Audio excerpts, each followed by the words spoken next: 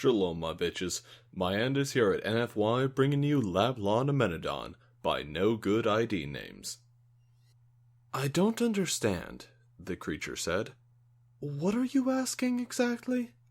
Obadon paused to scratch his comb before answering. Anybody else, he reflected with a touch of bitterness, would have given up by now. 3 weeks of frantic scrabbling battles between programmers, linguists, and supercomputers to make a working translator. Another full week giving a crash course in Alliance history, politics, and culture to this new race's ambassador. And still, he found himself having to explain the most basic concepts. It wore him ragged. True, anybody else would have quit in disgust. But Obadon had been cursed with that most terrible affliction, a burning curiosity, which had driven him into an ambassadorship position at the edge of known space. Which meant that he was the closest representative on hand when the signal had been detected from the outermost planet under Alliance control. Which meant that now he was slogging along with this Umpta ape who needed to be spoken to like a child. I'm asking if your race has achieved Lablonamenadon, the, Great Planetary Dispersal, he said. You do not know this term? What? No, I don't know what that means. The human, seemed far more interested in the view outside the port side window than their conversation as they began to finish docking with Sheltered Cove. It gazed wide-eyed at the stately drifting of tremendous vessels around the central hub. The creature had likely never seen a starport before. Obadon rattled air through its beak in exasperation. Greater planetary dispersal, he said, is a concept developed by the storage philosopher Gaudlin Mablotodbing Oitjang in the 3rd century of the Alliance's 12th iteration, inspired upon observing the disruption of Obdalan IV's bureaucracy following famine induced by solar flares. Believe, too, you're not even listening to me anymore, are you? No, keep going, I'm listening, said the human, eyes still glued to the window. Can you boil it down for me? Obadon had to flick quickly through the translator device to determine the analogy. Boil it down, a cooking term. How quaint. Very well, he said. The principle states that there is a minimum number of planets spread out across many light years required for a spacefaring species to survive any single natural disaster while still being close enough for feasible travel, be it an impact event, or solar flare, or even supernova or gamma-ray burst. The dispersal theory allows the other planets to at best provide immediate aid, and at worst prepare and evacuate. In essence, we spread ourselves far enough that we cannot be wiped out. He scratched his comb again. Gadolin proposed that 6 planets, over a wide enough area, would be enough to ensure survival. Since his death, adjusting for advancements in hyperdrive technology and the discovery of further galactic anomalies, it has been raised to 8. 4 races of the Alliance have achieved Lablonamenadon at great expense, while the other 2 are approaching. With your race's admission into the Alliance, we will lend our aid and resources that you may reach Lablonamenadon within 1,000 years. That got the human's attention. He pulled his gaze free from the massive docking arms finally latching onto their ship, and turned to look intently at Obadon. Hold on, he said. You're telling me that each member of the Alliance has 8 populated planets? Obadon sighed, but only half in frustration. He found that he actually quite enjoyed impressing the yokel with the Alliance's achievements. Not at all, he said. As I said before, the 2 lesser members, the Glitpan and the Trebleket, have not yet reached the 8 planets required for Lablonamenadon. Honestly, How had these creatures even managed to leave their system? The human's brow furrowed. Why not more? Obadon sputtered for a moment. More, he said. I don't understand the question. This may be difficult for you to understand, but the terraformation and colonization of a planet is a tremendous undertaking, requiring most of a single civilization's resources and spanning many centuries. With 8 planets guaranteeing survival, what possible reason could we have for more? The human seemed about to reply when the door slid open to reveal an honor guard of Treplecate soldiers, their armor glistening black in the artificial light. Ah, said Obadon, it seems your escort has arrived. They'll show you to the council chamber. The creature rose from his seat, hesitated, turned for some parting comment, then clearly thought better of it. As he passed the Treplecate, they formed around him in a square, feet clicking with unnerving synchronization, and walked with him down the docking tube. Obadon watched him go. Despite the constant difficulties, he had enjoyed instructing the creature. He almost felt sorry for how badly they were going to screw it over. Heblik sat glumly in his chair. He glanced to his left, where the rest of the council were seated in balconies of their ascending height, a symbol of the hierarchy of the races. Immediately to his left were the Treplecate senators, an insect species, quiet and precise. As ever, only the subtle twitching of their antennae were markers of any form of emotion. Above them were the Maprock, great lumbering mammals, then the Prang, a sentient conglomeration of annelids. Highest of them all were the Lablonamenadon, preening their jeweled quills, and the Zobafin, whip-thin reptilians, peering imperiously over the railing. It was their original union that had created the alliance that ruled today. The 6 balconies circled a small podium from on high. Whenever this human arrived, he would find himself standing at the bottom of a long, narrow shaft, craning upwards while the council would glare down at leisure, like a specimen on a slide, to be examined and scrutinized through the barrel of a microscope. Heblik slouched a bit further. He should have been happy. Finally, his people were going to move up a rung in the alliance. For the first time in almost a millennia, they would be able to reap the long-promised profits of their venture. But for all that, the emotions that continued to rule his mind were pity and disgust and fuming, helpless rage. A fanfare rang out through the chamber, and he straightened up. More than 20 meters below, the great doors were opening to reveal the almost robotic Treplecate bodyguard and their human charge. As he came to the center of the floor, the guards pivoted, paused, and marched away in what can only be described as a dignified skitter. Heblik leaned close to the edge to look at the human. The creature seemed a crude chimeric mashing of each race of the Alliance.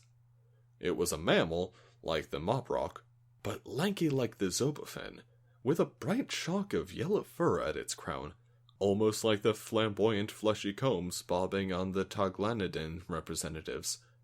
It lacked the fur coat of the Moprock, instead having smooth pink hide, much like Heblik's own amphibious skin.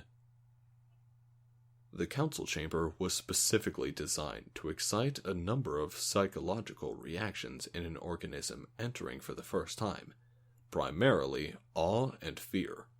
Heblik had looked forward to seeing these emotions in the human, that he could get a grasp on how they were expressed in an alien face. But in this, he was disappointed. The creature's visage, looking up to the council in all its glory, was as blank and unchanging as that of a Treplek stoic. It locked eyes with Heblik, then looked to each balcony in turn, with a serene calm. The only creature it did not resemble was the Prang Senator. Then again, neither did anyone else. The High Counselor Zizin rose to his feet and bellowed the formal address down to the human. Though his voice may not have reached him, it was carried down and blasted out of speakers at ground level, that he may feel the full impact of the address.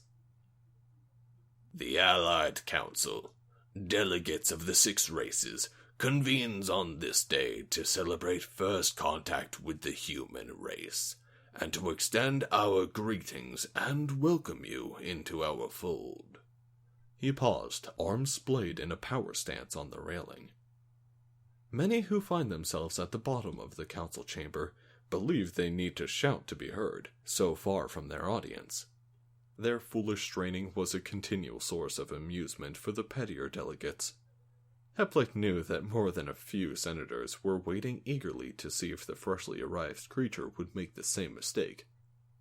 In this, they too were disappointed. When the human spoke, it was in an even, deliberate pitch, trusting the hidden microphones to pick up his words. I, Ambassador Yosef Baboyan, hereby accept and reciprocate your greeting, he said. I hope that our meeting may work to foster happiness and prosperity between our races. It was an odd choice of phrasing, but seemingly polite. The High Counselor, satisfied, drew back to stand fully upright. Prosperous for your race, undoubtedly, he boomed. The combined resources and technological advancement of the Alliance will be a great boon to humanity. In time, you too will know the luxury and security we enjoy. Now he leaned forward again. Here it comes, thought Heplick. The High Counselor's voice softened to a sibilant hiss. But I wonder, will we prosper from an alliance with you? The human's face remained dispassionate, but no doubt he wondered at the sudden breach in courtesy. I think you would find it rewarding, he said. You have many marvelous technologies, but we do as well. Our scientists are likely to explore branches unknown to yours, and their sharing would benefit all members of the Alliance. Further, we have deep and storied cultures, whose art and beliefs would bring spiritual enrichment to— No doubt, the High Counselor cut in. But our concern is more for rewards of a rewarding nature. Raw minerals, valuable minerals and elements, trained and untrained labor, that sort of thing. You must understand, we will be investing a great deal into the advancement of your race. We require certain guarantees that these investments will pay off. The human's eyes narrowed. A reaction at last. Was it suspicion, ready for an attack, or a gesture of submissiveness? Or was he merely squinting to see the High Counselor better? Such as? He said. Then the hammers came down, one after another. Outrageous taxes to the Alliance, loans saddled with crushing compound interest on any and all form of foreign aid, grossly unbalanced trade agreements, unpaid human labor to be supplied to every corner of the Alliance territories. Each species stepped forward in turn to put another weight around humanity's neck. As his own species came up to deliver their turns, Heplick gripped the arms of his seat until the blood left his fingers. The Glitpan had struggled under the virtual serfdom to the Alliance for almost 1,000 years. Yet here they were, ready to saddle another innocent species with the same debts. It was gunboat diplomacy, the whole human race carved up into spheres of influence. At the same time, he marveled at the humans' self-control. According to the official records, his own people had raged furiously at the revelation. The Prang had proclaimed the blackest curses on the Alliance upon their initiation. Even the Treplecate had suffered nervous fits and begged for better terms when the facade of geniality had been stripped away. But in the end, all had realized the inevitability of their situation and bent their necks to the collar. And yet the human stood there, unmoving, still wearing a placid expression. Heplick wondered if he even understood what was happening. Perhaps he was in shock. When the final terms had been delivered and the senators took their seats, after enduring almost an hour of alien creatures deciding his race's fate for him, the human had only one question. And if we refuse those terms? The High Counselor's toothy maw spread in a smug grin that Heplik would have loved to put his fist through. Then you will face the full might of the Alliance. The combined forces of 44 planets will bear down, annihilate whatever pitiful military strength you have, and claim your planet. Your species will be shattered, split apart, and sent to every planet enslaved. We will find a use for humanity, one way or the other. The human stood in silence. He fiddled with the device strapped to his wrist for a moment, then looked back up to the council. You people, all of you people, are lucky, he began. In the past week, I've learned as much as I could about the histories of your race. Everything I could. It was my job. But more than that, I was eager and curious to learn about our new neighbors. I'm sure you hid as much as you could, especially about how you seem to screw over every race you can find. But I learned enough to look at you all and say, lucky. He began to pace the narrow reaches of the podium. Did he feel caged, or was it merely a human custom when speaking? Each of your species evolved, advanced, eventually tore free of the confines of their atmosphere, he continued, and found new species waiting for them. Perhaps not the best neighbors. Heplik snorted at the obscene understatement. But you knew so early on that you were not alone. Humanity has not been that lucky. We evolved in what seems to be a particularly empty region of space. When we broke free from our planet, there was no one waiting for us. You don't know how long we have wondered if we were alone in this universe. You have no idea how long it has taken to find you. Heplik blinked both sets of eyelids, confused. What did it mean, how long? Hadn't the Alliance been there to meet humanity as soon as it reached the stars? Hadn't the creatures come from an underdeveloped world, in a ship that could barely break orbit? How much did they actually know about the humans? He heard the muttering of the counselors beside him, the quiet discussion from the balconies above, and realized he was not the first to ask this question. It was not a comforting thought. And so, the ambassador went on, when we found the first unmistakable evidence of alien communication, I jumped at the chance to make first contact. I took the first ship I could lay my hands on, a clunker held together with spit and prayer. So eager was I to finally know that we were no longer alone. You know, I had 2 hours of air left in that heap before you picked me up. He paused. There was no sound but the frantic whisper of fingers flicking across data sheets, as the counselors, not currently sifting through the scarce data they had on humanity, looked up clunker, spit and prayer, and heap. Heplik, on the other hand, could not free his eyes from the human.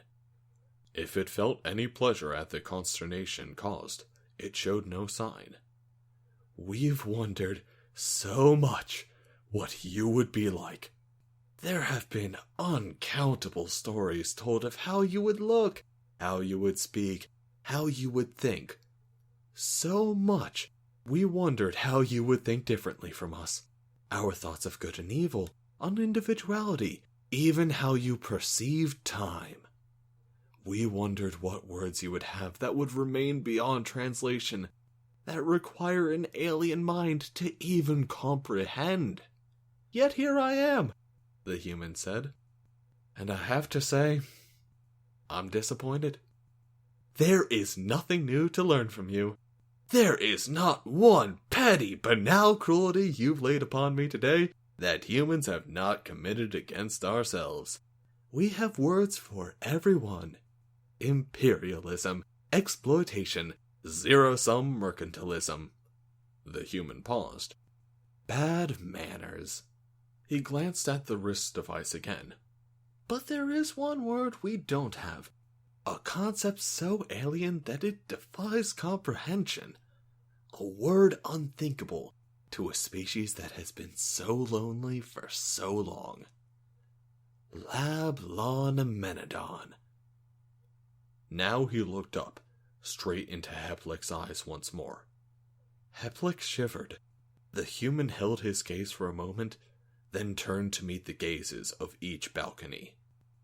Even now, he said, I look at you and wonder how you could even think of such a term. The minimum needed to ensure survival? The maximum you're willing to sacrifice to expand your horizons. I can find only one word that comes close to translating Lablonamenadon. Now he locked eyes with the High Counselor. Complacency. Heplick became aware of his aide, tugging frantically at his arm. He was pale, and held a data slate in trembling hands. We've received multiple transmissions almost as soon as the humans started talking, he said. All video feeds. Heplick took the slate cautiously. His first thought was that he was looking at a view through compound eyes, like the fractured feeds he'd seen of Treplic media. Then he realized the slate was displaying hundreds of videos, each showing markedly similar images. He zoomed in closer. They were humans. Each screen was a different transmission of groups of humans, some in groups of 3 or 4, some in crowds almost too large to pick out individuals. Humans of wide variety in color, height, and size, but all unmistakably human. Quite unlike their stoic representative, these humans were clearly caught in the throes of some powerful emotion. Their faces were contorted in bizarre fashion, and their limbs were splayed out or thrashing about. He zoomed in closer. Many had some form of liquid flowing from their eyes. He skimmed through videos, too caught up to notice that the human had stopped speaking, that every other counselor had been given data slates, that the council chamber had gone silent. Image after image after image, more humans, more diverse than he could believe. Each video held different humans, different buildings, different skies, different stars. He went cold with a sudden, terrifying suspicion. He grabbed at his aide. Where are these all coming from? We mapped out a display of all points of origin, the aide said. He tapped the screen with quaking fingers. Here it is. Heplick looked at the spatial model. It took a second to orient himself. They were here, and all the blue planets were Alliance worlds, and all the red points